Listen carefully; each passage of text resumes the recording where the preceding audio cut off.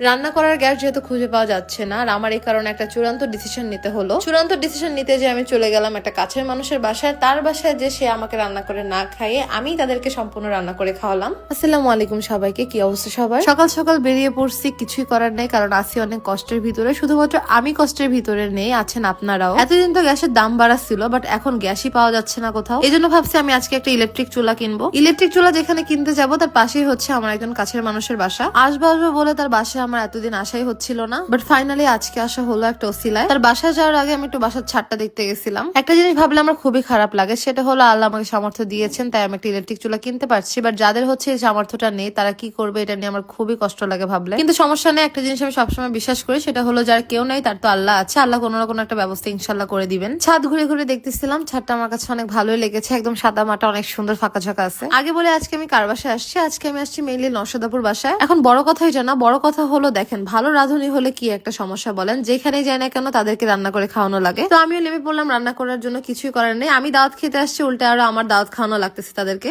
আসলে আপনাদের মিস মেবু মানেই তো ইউনিক, তাই না? এমনি রাঁধুনির কোনো হুদিস পায় না, কিন্তু রান্নার সময় যদি একসাথে অনেকগুলো রাঁধুনি থাকে তাহলে কিন্তু সেই রান্না মাস্ট খারাপ হবে। আমার রান্নার বদনাম করার জন্য এই সাতচুন্নি মহিলাটা এসে আমাকে প্রচুর পরিমাণে ডিস্টার্ব করতেছিল। আমার রান্না খারাপ করার জন্য যে কত কিছু সে করলো সেটা হিসাবের বাহিরে। কিন্তু একটা কথা আপনাদের মাথায় রাখতে হবে, যে পারে সে কিন্তু অল টাইম এক্সপার্ট। খারাপ হইলেও কিন্তু খারাপটারে ভালো বানাইতে পারবে। মেয়েদের সবচেয়ে সৌন্দর্য হলো তার চুল। আমি আমার হেয়ার কেয়ার করতে খুবই পছন্দ করি, এই জন্য আমি তাশা অর্গানিক হেয়ার কেয়ারকে আমার সবসময় চয়েসের ভিতরে রাখি। এই হেয়ার অয়েলটা ইউজ করার ফলে আমার হেয়ার কিন্তু অনেক লম্বা হয়েছে মাশাআল্লাহ। একদম অর্গানিক একটি প্রোডাক্ট, কোনো সাইড ইফেক্ট নেই, এই জন্য এটাকে আমি আমার চয়েসের ভিতরে অল টাইম রাখি হেয়ার কেয়ারের জন্য। এইটার মেইনলি দুইটা মিলায় একটা কম্বো, একটা হলো হেয়ার অয়েল আর একটা হলো হেয়ার প্যাক। হেয়ার প্যাকটা আমি সপ্তাহে 2 দিন ইউজ করি। হেয়ার প্যাক ইউজ করার ফলে চুল পড়া কমে, চুল অনেক সফট হয়। এই ভিডিওর ক্যাপশনে তাদের পেজটাকে মেনশন করে দিচ্ছি। আমার মতো দেরি না করে আপনারাও এটাকে আপনাদের বেস্ট চয়েস বানায় ফেলুন। আপুর বাসায় এসে দেখি যে তার বাসায় ইলেকট্রিক চুলা, তো আমি হচ্ছে এখানে প্রেসার কুকারে বসা দিচ্ছি, কারণ এখন আর আরামাস করে রান্না করার মতো আর সিচুয়েশন নাই। গ্যাসের যে অবস্থা জানেনই তো আপনারা। রান্না বান্না এখানে আমি সব করতেছি, আসি একটু পরপর এসে সেখানে হাজিরা দিচ্ছে, আর আমাকে যত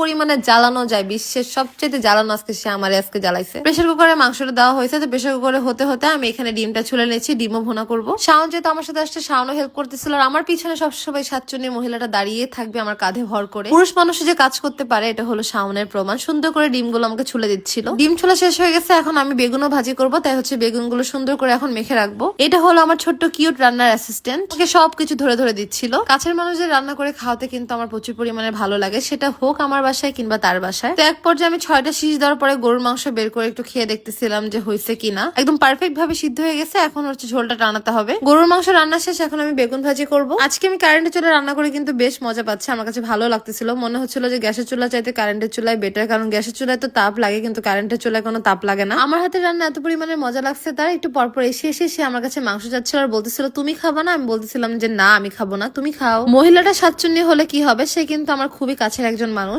এখন ডিম ভুনা রান্না করলেই শেষ। এখানে আমি এক এক করে সবকিছু রান্না করে ফেলছিলাম। রান্না করতে করতে এমন একটা অবস্থা হয়ে গেছে, আমি আবার খুব তাড়াতাড়ি এখন রান্না করতে পারি, মানে এখন আমার বেশি টাইম লাগে না। এরপর আমরা খাওয়া দাওয়া শেষ করে বেরিয়ে পড়ি আমার ইলেকট্রিক চুলা কেনার জন্য। ওদের বাসার পাশে নাকি মালাই চাটা অনেক ভালো, তো আমরা এখান থেকে একটু আগে মালাই চা খেয়ে নিই। এরপর আমরা চলে যাই ঘাটে। ঘাটের কাছে নৌকা ছিল, নৌকায় উঠে আমরা যাবো ওই পারে। আমার লাইফে আমি এনে 3বারের মতো নৌকায় উঠছি। এই ছিল আমার আজকের মতো ছোট একটি ভিডিও। আল্লাহ হাফেজ সবাইকে।